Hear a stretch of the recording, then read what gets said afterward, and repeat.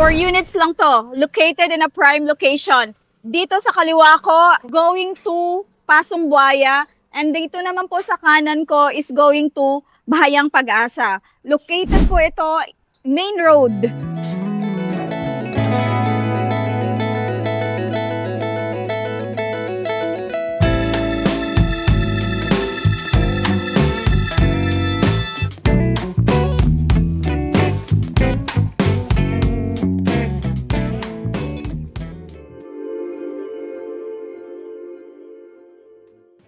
Hindi lang po pala siya end unit, kung hindi corner lot po siya, corner unit.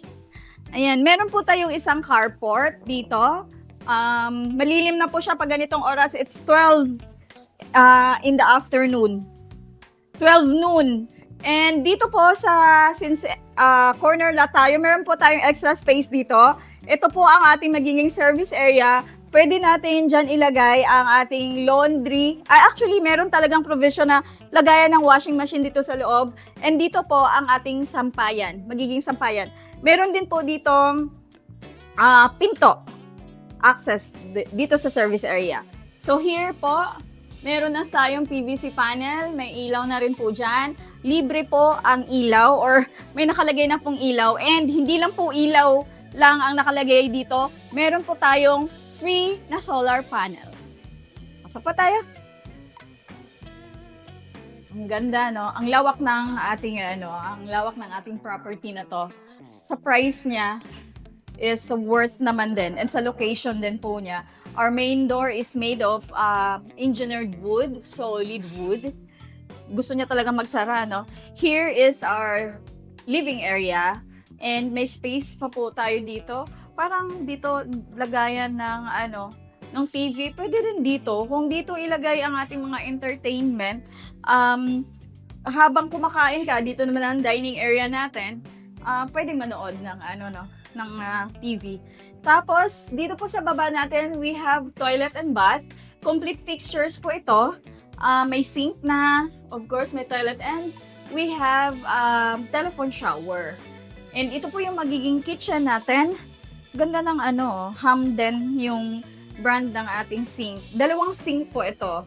Dito po yung sinabi ko na provision na lagay ng ating washing machine. Dito naman ang ating gas range, and dito po ang ating range hood. Nakaabang na po yan. Okay? Ito naman po ang ating mga cabinet. And sa sinabi ko po kanina, andito po yung access natin going to our service area. Iyon siya. And dyan din po pinalagay ng may-ari yung battery po ng ating solar panel. And aside from that, we have free split type aircon na rin po dito. Ayun po, Colin siya, inverter po siya. Okay, let's go upstairs po para makita natin ang ating mga rooms dito sa taas. This house ay may 3-story. And dito po sa second floor, meron po tayong dalawang rooms. And this one is the first room. Hello! Ayan, kasama na po yung bed natin dito. And we also have window type aircon, kasama na rin po yan.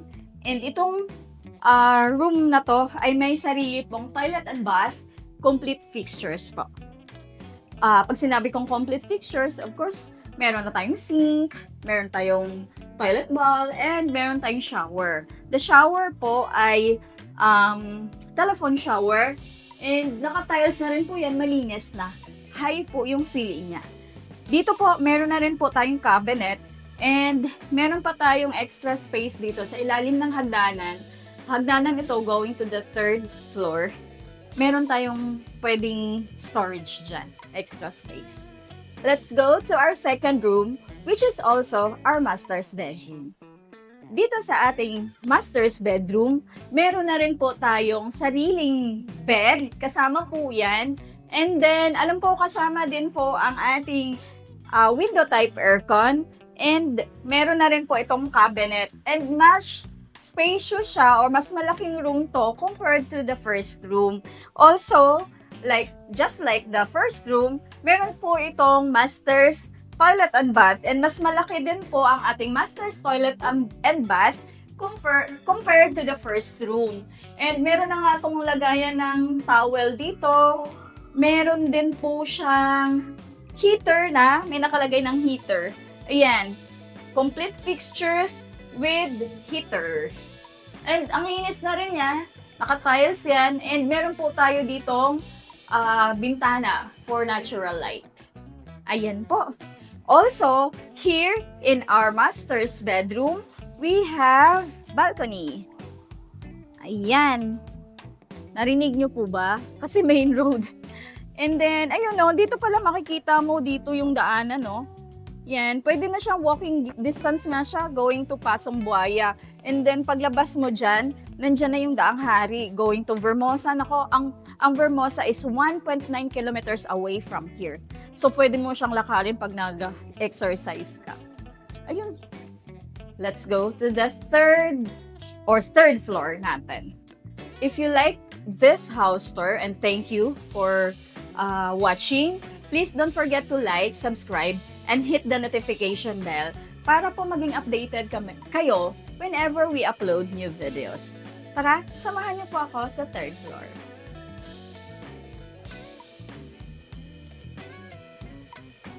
Dito po sa ating third floor, meron na rin pong bed and meron na rin pong cabinet. And yes, talikuran po yan. Meron po siyang windows. And meron din po tayong window type aircon. And as you can see, ang lawak po dito actually.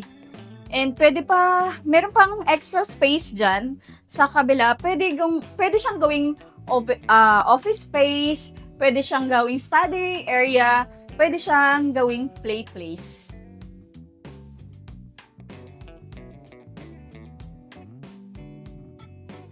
This house has a lot area of 69 square meters and a total developed area of 85.55 square meters. Strategic po yung location. Ang lapit po nito sa Daang Hari. Ang lapit po nito sa mga schools like De La Salle Zobel, Statesfield School, Perpetual Molino, and ano pa ba? Ang daming schools kasi malapit lang po siya sa Bahayang Pag-asa. Malapit din siya sa hospitals.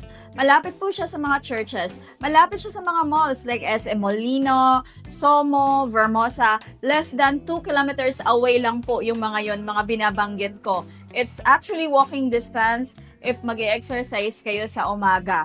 This is your host, Jessa Handang, your trusted real estate broker. See you po soon. God bless.